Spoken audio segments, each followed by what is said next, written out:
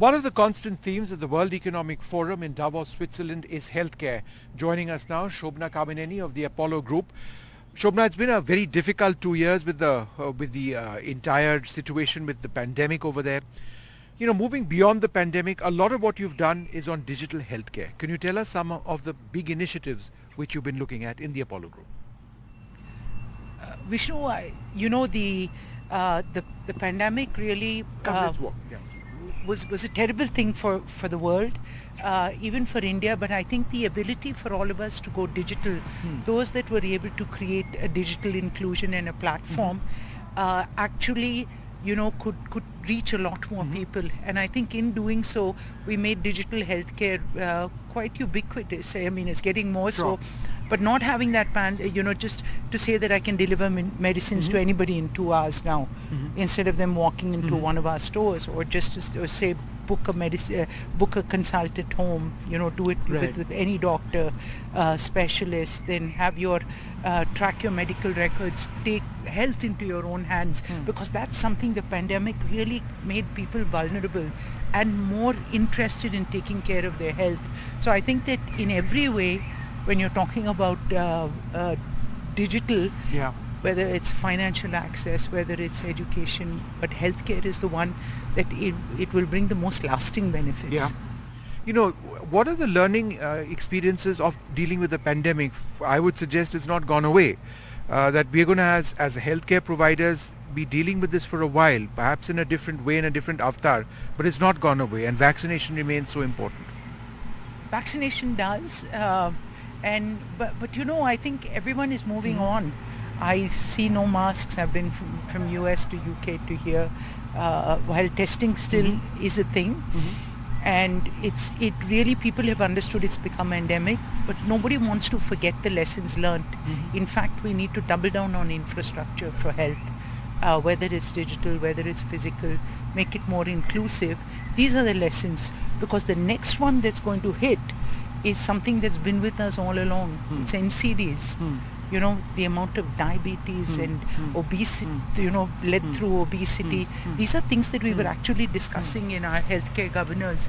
What's next? And everybody kind of unanimously pointed towards, while digital is super important, the things that we have to really solve for are NCDs, and to move, 97% of the healthcare budget of the world is spent on curative and, treating people.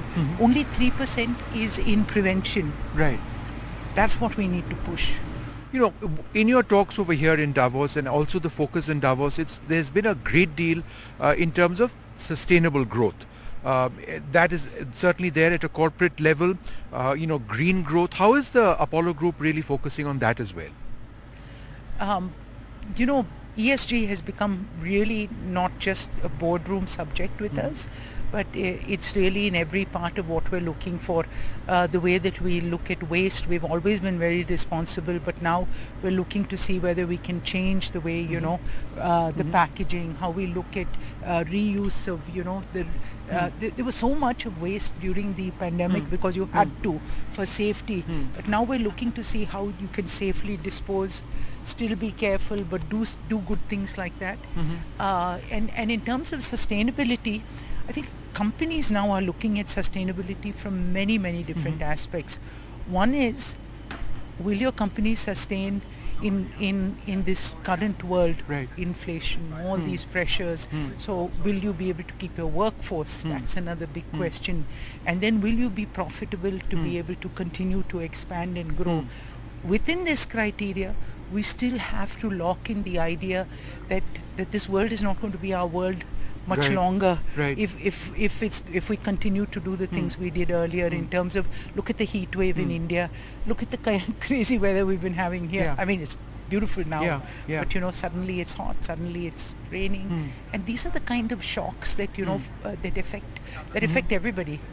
Farmers probably more than ever, but these are the things, when you talk about sustainability, every business, whether it's in healthcare for sure, we do require not to ignore the fact that we generate a lot of waste. We need to be able to look after that.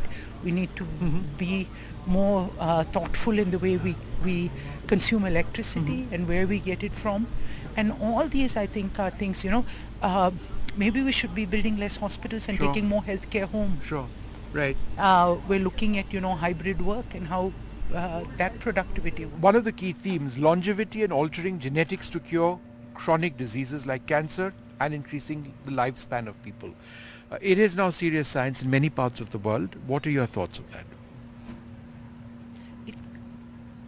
India, of course, would, you would think that being more inclusive, affordable health is part of our agenda, but it has never stopped us from being at the cutting edge of all technology.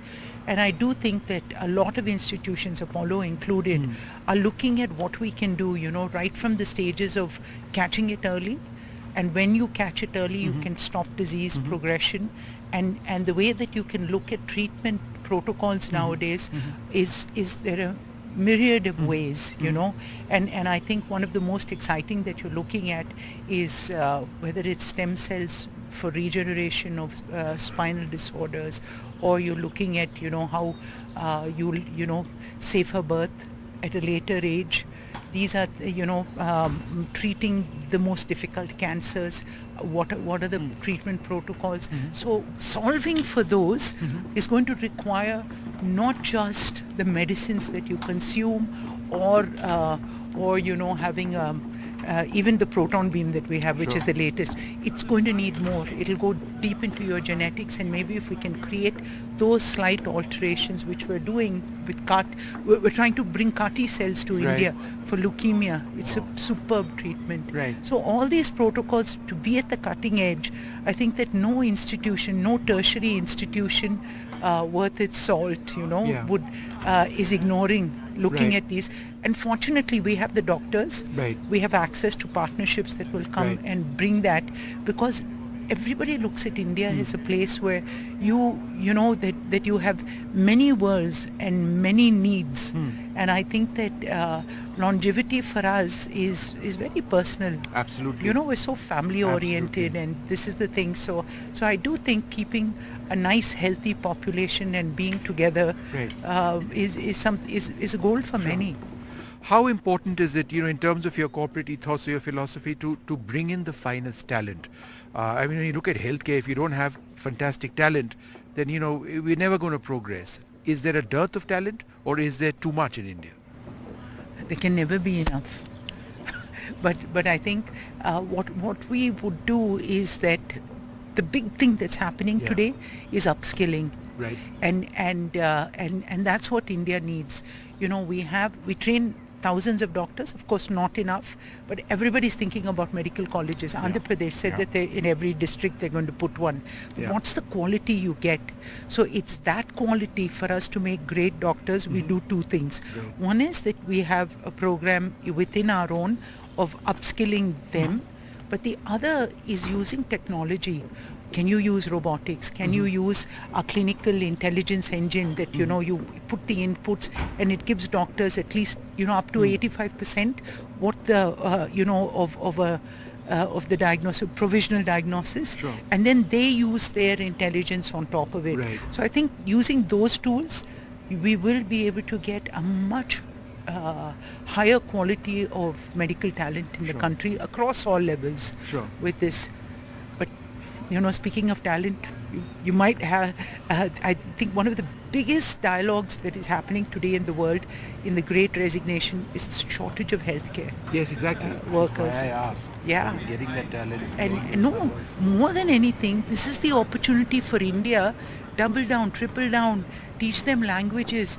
We've been getting requests of nurses for Germany, or for the NHS, for the US, for Japan, and for all these places. Are you in a position to provide that?